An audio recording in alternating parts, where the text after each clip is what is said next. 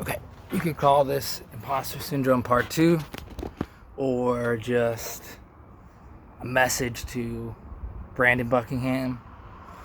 I doubt he's ever going to see this or ever going to come across this, but if anyone is watching this who knows who that is and knows what he's going through right now, this is who that's for, right? So you can call this imposter syndrome part 2, but it's also really just a follow-up, right?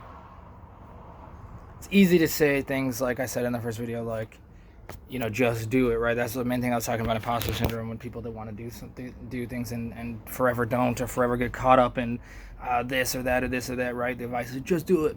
And it is good advice, but there are reasons, like real reasons, why people would not want to just do it or not want to get involved in making in YouTube or making videos. It's one of those things that there's a lot of ways that it can seem really nice or like really good, like, oh, you get to do whatever you want, you don't have a boss, you get to make videos and you get to do this and that, right? But there's a lot of downsides that come with it too, right? Like reliability, like a lot of the really evil and screwed up things that are happening on YouTube. There's a million different things that are happening on YouTube that I have a really hard time dealing with. They're the censorship. I'm the kind of person that I think censorship, no matter what, is pretty bad. Except for things, the obvious things that are already not covered in freedom of speech, like threats of violence, things like that.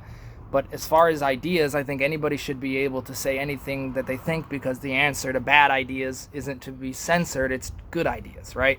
If someone is saying bullshit, if you silence them, you just make it seem like they have something to say, where if you come back with better ideas, then that makes way more sense. And I think that while some of the arguments about, oh, well, these companies have to protect free speech, that obviously is bullshit. I mean, they're companies, they can do whatever they want. They don't have to go by the United States Constitution. But me, being an American, I believe in freedom of speech. And I think that the best platform is one that isn't so ban heavy. I don't use Twitter. I don't use that. YouTube is pretty much the only one I still use, because of how insane it gets with banning alternative thought. So for someone like me, who the main thing I'm interested in is ideas and discussing ideas, the main thing that I would want to do with any type of platform, or any type of speaking to anyone, or any type of interacting with people on the internet, I want to spread ideas. That's the most important thing to me, is the ideas, the actions. The ideas you have, and then the actions that take place. The ideology that I don't consider myself to be left or right. I consider myself to be pragmatic. Of course, nowadays everybody says that people are, radical centrists or whatever, but I more consider myself to be someone who, I'll be on the extreme left or the extreme right, depending on the idea and how it applies in the real world. I really, really like to look at ideas as they work in the real world, not how they operate in people's heads, because as we all know, the road to hell is paved with good intentions. There are lots of incredibly good ideas that end up being very detrimental to the people that it's designed to help, because it's not practical. So I think that I don't like to adhere too powerfully or too strictly or strongly to any direction, because I'm going to always evaluate anyone's ideas or plans or beliefs I'm going to evaluate it based on how it actually interacts in the real world, not based on how good their intentions are, who they are. The closest ideology I could even think of aligning myself with is anarchism. Now, the problem with anarchism is it doesn't really work to scale. That's like the well-known problem with it that everyone always brings up, and I completely agree with that. I just, on a personal level, I think that authority has to be demonstrated, and there's no point to authority if it doesn't demonstrate itself.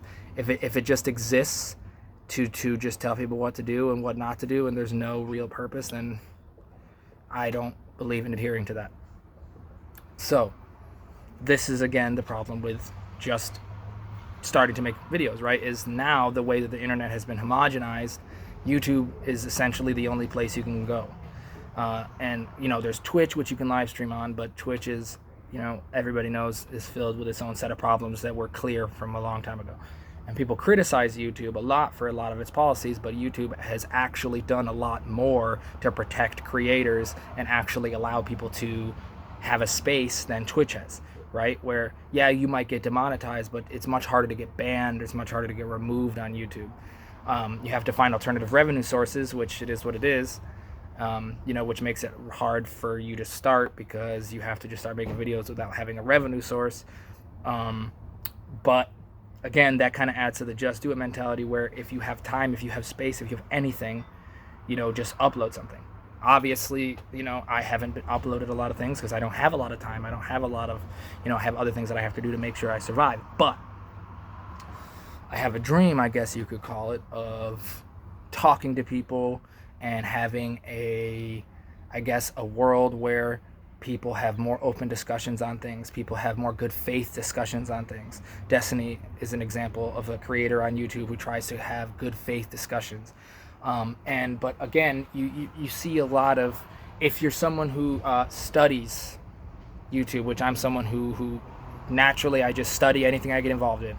So if you study it and you watch what happens, there are a lot of people that seem to be overwhelmed by the intensity of people, the intensity of the platform itself, the fake friendships, the fake relationships, and it really, really gets to people. And I think this is one of the things that has kept me away from it, is caring about mental health. It seems like recently more people have started to kind of understand it, but when it comes to just the grinder of comments and just the grinder of just people on the internet just insulting you and like making up things about you and all these things, that can bring people down.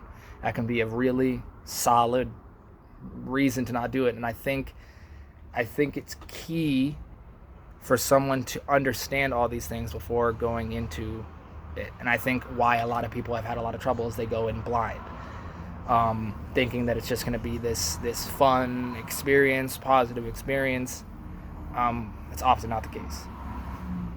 So the point that I'm trying to make is, while I'm just rambling, the point I'm trying to make is I would love to see a space on the internet where people can have any type of idea, any type of conversation, anything at all, and we work it out instead of banning, instead of removing. It seems like so, and I do, unfortunately, even though I just tried to say I don't belong to any side, unfortunately I do lean left as much as I try to stay in the middle. There are just certain things that I won't compromise on, like women's rights, like minority rights, like indigenous rights, just like certain things I'm just unwilling to compromise on. But the left has just gotten so outrageous with their refusal to have any connection to the real world. There are just so many things that comes out of the left now that I remember growing up, we looked at the right and the Republicans and their detachment from reality, and then now I look at the Democrats and the left with the same level of detachment from reality. Things like Latinx. Like, I'm Puerto Rican, my family is Puerto Rican. In no universe does any one of my family members who are Puerto Rican ever acknowledge that Latinx garbage. And anyone who knows anything about real Spanish people knows that X sound isn't even pronounced in the Spanish language. So they can't even say it. So the whole Latinx thing is the perfect example of the way that the left invents things, and it's racist in and of itself. They try to be anti-racist, but they implement a system that is racist. So those are the types of things that kind of bring me back to the middle. Now, it seems like in the modern whatever you call it, zeitgeist, that's a word that people used to use, in the modern sphere of YouTube, most people that are on the left end up believing in deplatforming kind of fully, like not just like flirting with deplatforming or saying it and not meaning it or whatever. They really mean that they want to deplatform people. They really are just like, nope, you have different ideas than me, your ideas are dangerous, whatever, you're deplatformed. Now, the issue with that is YouTube the place for that? You see a lot of creators like Sneeko, for example. He's a creator who he had a lot of really good videos coming up, and recently he's kind of gone down this rabbit hole of kind of insanity almost of just demanding that everything adhere to these specific principles, like, oh, everything has to be free speech, you got to listen to free speech. They don't have to listen to free speech. They don't have to obey free speech. They're a corporation. They are not obligated to the American government or to the American people. But of course it would be nice to have a space like that was protected. So what would that look like? That's my dream, I guess, is I want to be part of the conversation of what's the next phase of intellectual development and conversations, like, so that we can actually have real full conversations. I think podcast is one place where this is opening up, right? Because we have long form conversations. Again, I mentioned Destiny stream, and a lot of these panels where people can have long form conversation and really get into the depths of things, and it's not a quick clip or it's not just whatever. You're actually diving in and figuring out what it is that people think. I think that's probably the most important thing to do if you're someone that's seeking the truth, is find out what people actually think, find out what people actually believe. Something Destiny says that I agree with tremendously, that I have thought of long before Destiny, but it's just something he says, that that there are a lot of people that don't really believe the things they say or know anything about the things they say. They just believe them because they think they're supposed to believe them. That is exactly what I'm trying to get away from and pull people into the space of actually understanding what it is that they're talking about. So yeah, so that would be the goal of making videos. Now, I think anyone can probably understand why I would be hesitant to jump into this space or get into this space. There's a lot of negative feedback. There's a lot of things that come from it. But mostly I have to say Brandon Buckingham is my main. He is someone who I think his videos are fantastic. I think that the work he does is fantastic. Sam Hyde is another example. Obviously, those two are somewhat connected.